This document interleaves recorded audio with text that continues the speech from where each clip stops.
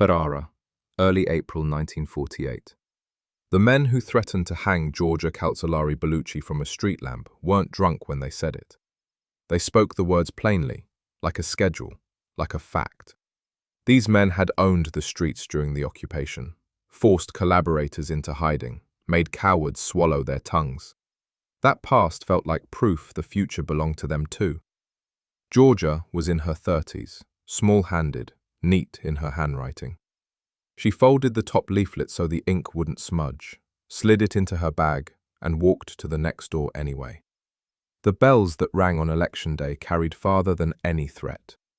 Nearly 9 in every 10 adults showed up to vote. One party won a parliamentary majority that no street gang could push aside. What they didn't know: the real power was paper, folded once and slipped into a wooden box. This pattern would play out 3 times: Brussels, Billancourt, Ferrara. Each time, the men who believed the gun and the street could finish what occupation started learned the same lesson the hard way. The bells carried farther than their threat ever could. On election day, nearly 9 in every 10 adults showed up to vote. One party won a parliamentary majority that no street gang could push aside. The real power turned out to be paper, folded once and slipped into a wooden box. People who had just lived through war still believed the gun and the street could finish what occupation had started. But the years ahead taught them, sometimes the hard way, that the ballot box and a steady paycheck could accomplish what rifles never could. This pattern played out 3 times over, once on the cobblestones in Brussels, once on a factory floor at Billancourt, and once in parish kitchens across Ferrara. While the tools changed, a cordon here, a committee there, doorbells knocked on again and again, what mattered stayed the same. By the end, those bells rang out again, louder than any promise of a lamppost ever was. Brussels, November 1944. Trucks rolled up the boulevard toward Brussels's ministries, flatbeds and work trucks, the kind that had carried contraband through the occupation. Wooden clogs scraped stone. Banners snapped in the wind, funneling down the Rue de la Loi. The Front de l'Indépendance and its milice patriotique moved as if the street belonged to them. These were fighters who had bled there the previous winter, armed with pistols and secret messages. Now they came in daylight. Gendarmes stood in a tight line, shoulder to shoulder, silent. Tight orders fell between them. Boots hit the cobbles slightly out of rhythm as each man listened, to the crowd, to his own breath, to his officer. The metallic clack of rifle bolts being checked and shut cut through the wind. Between the marchers and the ministries lay a band of emptiness marked by sawhorses and men. To the men in clogs, that strip looked like a dare. To the men in blue, it was a promise. A man near the front lifted his chin and surged forward. Another followed. The first push became a wave, then a press, then a crush. "We won the war in the streets," someone shouted. "We can win this." The cordon bowed under the pressure. The officer in the first rank barked once. A baton came up, then another. A shot cracked across the square. The echo ricocheted off glass and stone, and the crowd folded back a pace, then another, then surged again. A second report, then a third. The sound blurred with boards slapping the street as men stumbled and tried to keep banners raised above the blood. Bodies lay on the cobbles. A cap was smashed flat. Cordite and wet wool hung in the air. Stretcher wheels clicked on the seams in the stone, hands lifting, hands letting go. A woman on a balcony pulled her children inside and shut the shutters, but kept a crack open to look through. Ragged voices echoed in the square. The day after, the city spoke through rumor. Stories swelled and shrank at every cafe table. A man swore he saw a foreign officer at the edge of the square. Another claimed no soldier would watch Belgians quarrel without stepping in. The line belonged to the state, and the state intended to keep it. 3 days later, on November 28th, Prime Minister Hubert Pirlo stood in a chamber warm with bodies and cold with words. He praised the gendarmes for defending legality, order, and freedom. 3 simple words. They told every man in clogs and every man in blue, and everyone watching, that the street no longer chooses. The state was back in the room. In September, Major General George Erskine had taken up his post as head of the Allied mission to Belgium. His job was rails and depots and roads. A coup, an occupation, a broken city would clog the arteries of an army still fighting. The line of gendarmes in front of the ministries was not alone. Behind it stood the knowledge that trains would not be stopped by politics, and that warehouses full of food and fuel would not become bargaining chips for men with slogans. The militants at the front were not play acting. They had moved at night with real risk and paid real costs. They knew how to read a crowd's breath and when to push. The gendarmes across from them understood something different: how to absorb a shove without matching it, to step on a beat that refuses panic, to use batons for creating space rather than damage. In the middle of all that competence, the cordon held because the rules were clear and because a government claimed its ground and meant it. A cordon absorbs the push, returns it in one beat, then deflates the fight. Shields and batons give space. The threat of escalation does the rest. Under law, the place for deciding is not in the street. The gun learns its limit.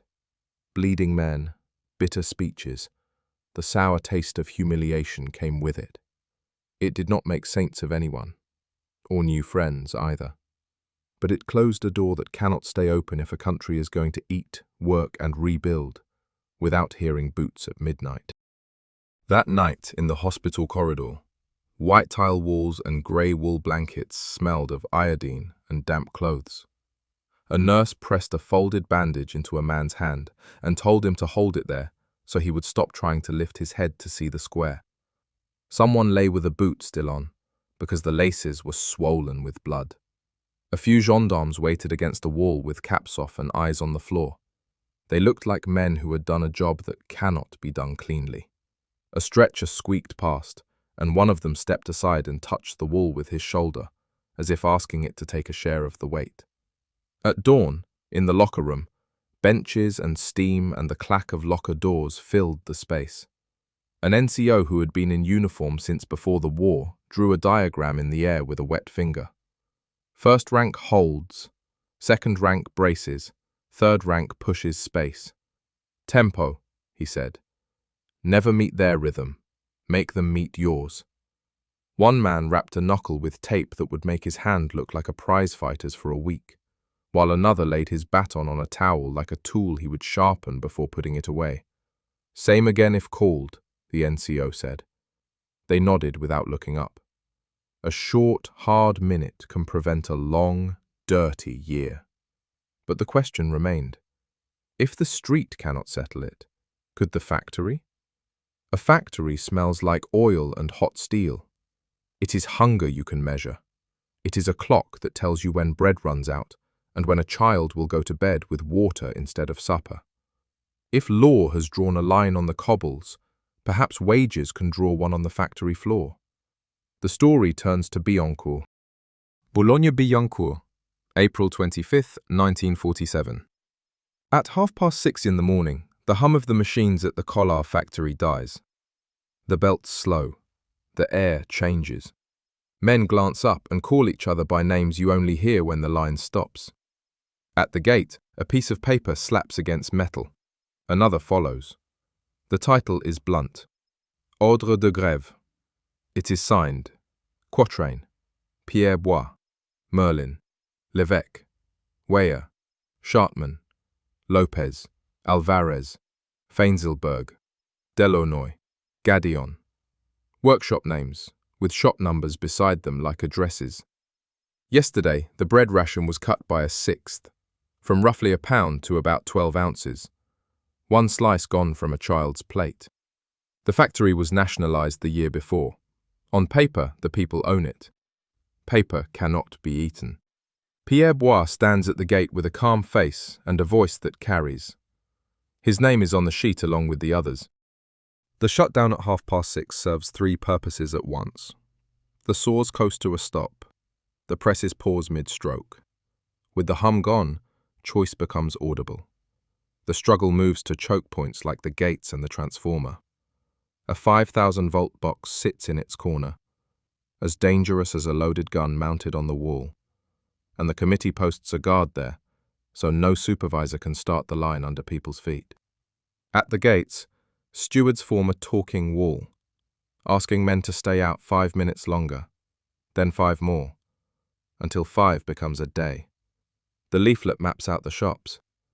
We from 31, 30, 101, 317, 236. The committee is not the party. Its members will be here tomorrow to hear the consequences. They are demanding 10 francs more in their pocket each week. Bread is the reason. The assembly begins as a murmur and becomes a tide. The room is all faces and the smell of sweat and oil. A man climbs onto a pallet and reads the demand. 10 francs more. The CGT officials arrive with careful steps, worried about timing, about what happens when a wage fight touches state authority at a nationalized plant. The committee answers with facts. The ration is down, rent is not. Boots wear through at the same rate either way. They call for a vote. People move to the left for yes, to the right for no, to the middle to speak. A supervisor starts a sentence and stops when he sees the weight of bodies on one side of the room. A man with a bandana around his neck argues about tactics and gets a nod and a correction in return. By mid-morning, the vote spreads to the neighboring workshop, where machines still tick at half speed. The stewards begin again, explaining and inviting and counting. A foreman with 3 decades in the plant stands on a crate and says the word discipline. A younger man answers that discipline is exactly what they are doing. A timed shutdown, a clean vote, clear demands. Hands go up. Some workers drift toward the no side because rent is due on Tuesday. A steward notes their names and promises them help at the mutual aid desk that sprang up at the gate. Coffee, bread ends, a ledger. The vote carries. The foreman steps down. At noon, a supervisor with a master key heads toward the transformer. The guard posts tighten. A steward with ink still wet on his fingers from counting hands steps into the path. Not today. He names 3 men who signed the leaflet and asks the supervisor to name 3 who will sign a restart. Silence. The key disappears back into a pocket. 2 guards are posted now, a chair between them, a thermos on the chair, a notebook on the thermos. The plant will not start by accident. Police arrive later than fear expects. There is talk first, then the crunch of a truck's tires, helmets appearing at the edge of vision. A hand on a chest, a shove. A baton cracks against a railing. The sound makes the assembly stumble. A cap rolls along the gravel. Several men come away bruised. There are arrests. The committee gets some of what it asked for, not all. But the shop floor sets the tempo now. Not a party office, and not a ministry. Votes decide tactics. Some officials had smirked at an independent committee daring to act in a nationalized plant. By week's end, those same officials read out tallies from a mass assembly they did not call. If the numbers go against you, you adjust, or you get left outside the gate with your hands in your pockets. Strikes that start with the power off at a predictable minute and with a watch on the gate stay controlled. The transformer guard is leverage.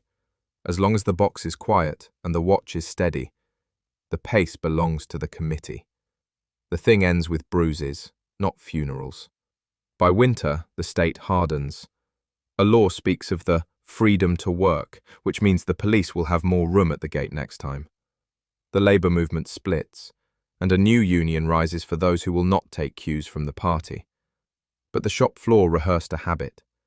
It put names to a sheet, took a vote, accepted a partial result, and went home to try again another day. The street's heat became a shop floor ballot. It taught people the sound of a decision that doesn't come from a rifle crack.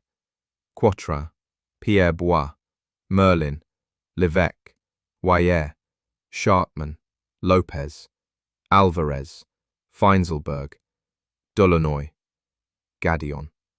They cut the power, kept watch, counted hands, stood their ground, and clocked in again when it was over. Now to Ferrara, where doorbells make a louder noise than threats. Ferrara, March into April 1948. Georgia runs from door to door with a notebook, names and ages. Who works nights? Who needs an escort at noon? Who asked for a priest? Who wants the facts in writing? The Comitati Civici multiplied into the thousands, spreading across the parishes in waves. Tens of thousands of local committees organizing neighborhoods block by block. Each parish becomes a map on a kitchen table, with lines dividing streets, circles around households where a cousin might vouch for a knock, tiny check marks by names that said maybe last week and still maybe today. The parishes organize people's time and attention with a clock on the wall, with the patience to return twice if someone wasn't home. Captains know every street like a mother knows a child's cry. The shy pair with the bold, so the door is never faced alone. Watchers at each polling place keep lists moving, the script for each response. To the yes, remember Sunday. To the no, we respect you. To the maybe, we can come back when your son is home. Georgia writes down what they said, that on the day of their certain victory they would hang them from this or that lamppost.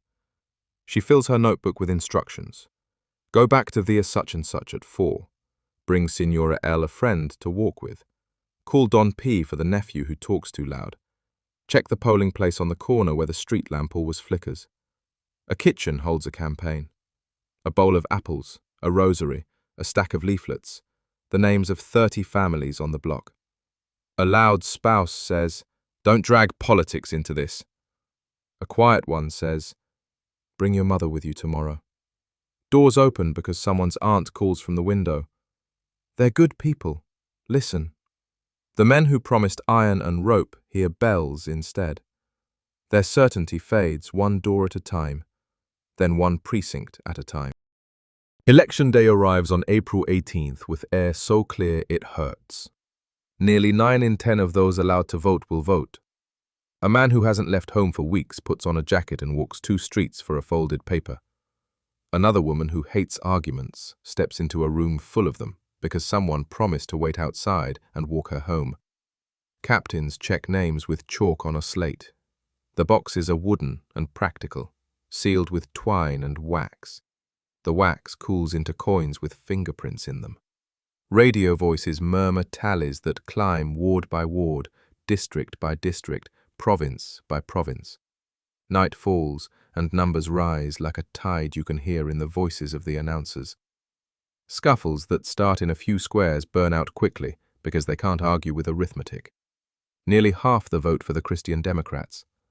Over 300 seats in the chamber. No street can push those numbers over. The lampposts are just lampposts again. In the parish hall, the lids of the ballot boxes clatter as they're stacked on a table. Bells still ring. Georgia stands by the door and lets the sound wash through her shoulders. She holds the notebook. No one follows her home. Night falls again in Ferrara. Posters come away from the walls easily in the damp air. Someone peels back a corner, tugs, and the paper leaves only a ghost of itself behind. A boy crumples one into a ball and tosses it. It hits the curb and sticks there. Inside the parish hall, wax flecks from broken seals scatter across a table.